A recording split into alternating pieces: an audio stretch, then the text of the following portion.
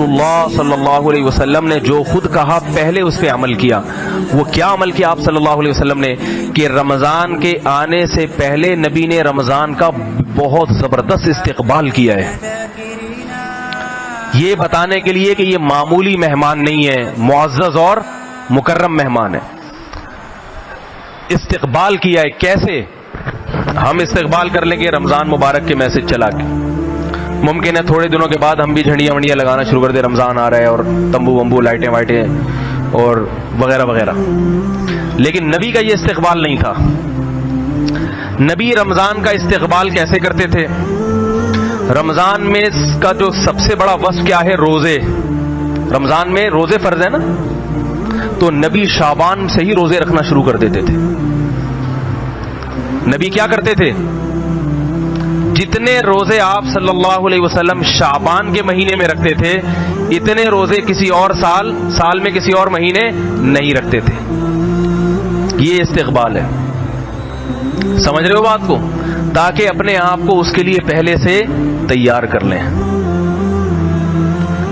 ہم نہیں رکھتے شعبان میں روزے.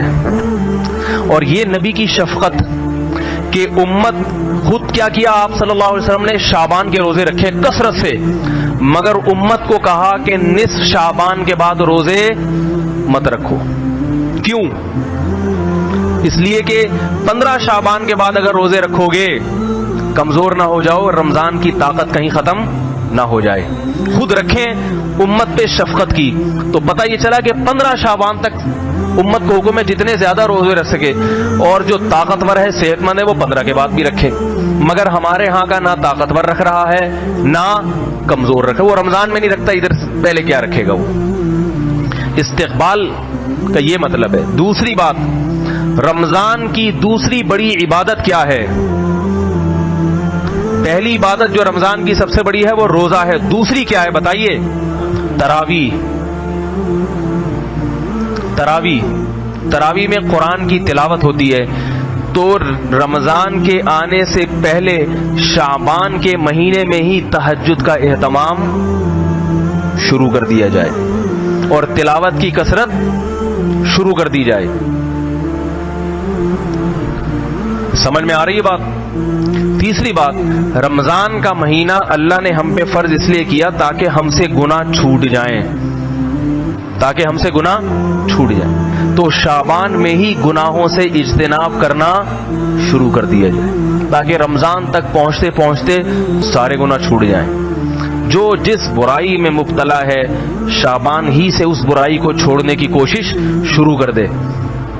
سمجھ میں آ رہی ہے بات؟ یہ 3 کام کرنے کس مہینے میں؟ بولو بھائی. شعبان میں. ایک، روزے رکھنے ہیں نفلی. نمبر 2، رات کو تہجد کی تھوڑی سی ہمت کرنی ہے. اور نمبر 3، گناہوں سے بچنے کی. گناہ کسے کہتے ہیں؟ بد نظری ہے. آج کل انٹرنیٹ پر بہت بیہودہ چیزیں دیکھی جا رہی ہیں. جوان آدمی اپنے آپ کو ان چیزوں سے بچانے کی کوشش کرے. ماں باپ کی نافرمانی بہت ہو رہی ہے گھروں میں، باپ کا احترام ہی نکل گیا ہے. ماں کا تو پھر بھی تھوڑا سا کر لیتے ہیں کیونکہ ماں جو ہے نا آگے سے وہ بیچاری کمزور ہوتی ہے، ڈرتی ہے اولاد کے سامنے. باپ چونکہ جواب دیتا ہے تو پھر یہ آگے سے ڈبل بھر کے اس کو جواب دیتے ہیں. اس لیے باپ کا احترام ذرا مشکل ہوتا ہے کیونکہ باپ سنا دیتا ہے کھری کھری، تو آپ میں برداشت ہے نہیں، آپ اس سے زیادہ کھری کھری سنا دیں گے اس کو. تو ابھی سے کنٹرول کریں. یہ یقین کر لیں کہ یہ میرا باپ ہے، اس کی پیشانی پر اگر میں نے محبت کی نگاہ ڈالی 1 حج اور عمرے کا ثواب ملے گا. نفرت کی نہیں، محبت کی. اللہ صلی اللہ علیہ وسلم نے جو خود کہا پہلے اس پہ عمل کیا. وہ کیا عمل کیا آپ صلی اللہ علیہ وسلم نے کہ رمضان کے آنے سے پہلے نبی نے رمضان کا بہت زبردست استقبال کیا ہے، یہ بتانے کے لیے کہ یہ معمولی مہمان نہیں ہے، معزز اور مکرم مہمان ہے.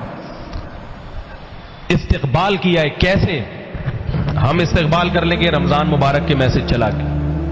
ممکن ہے تھوڑے دنوں کے بعد ہم بھی جھنڈیاں ونڈیاں لگانا شروع کر دیں، رمضان آ رہا ہے اور تمبو ومبو لائٹیں وائٹیں اور وغیرہ وغیرہ.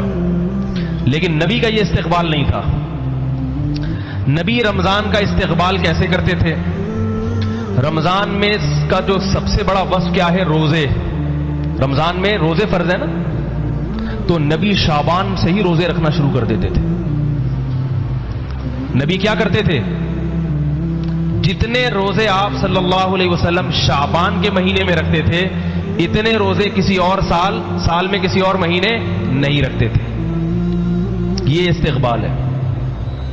سمجھ رہے ہو بات کو؟ تاکہ اپنے آپ کو اس کے لیے پہلے سے تیار کر لیں. ہم نہیں رکھتے شعبان میں روزے. اور یہ نبی کی شفقت کہ امت خود کیا کیا آپ صلی اللہ علیہ وسلم نے شعبان کے روزے رکھے کثرت سے، مگر امت کو کہا کہ نصف شعبان کے بعد روزے مت رکھو. کیوں؟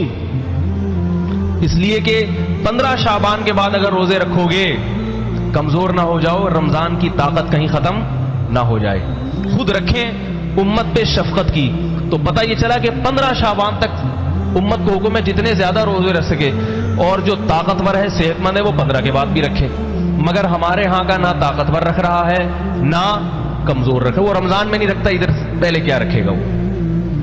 استقبال کا یہ مطلب ہے. دوسری بات، رمضان کی دوسری بڑی عبادت کیا ہے؟ پہلی عبادت جو رمضان کی سب سے بڑی ہے وہ روزہ ہے. دوسری کیا ہے بتائیے؟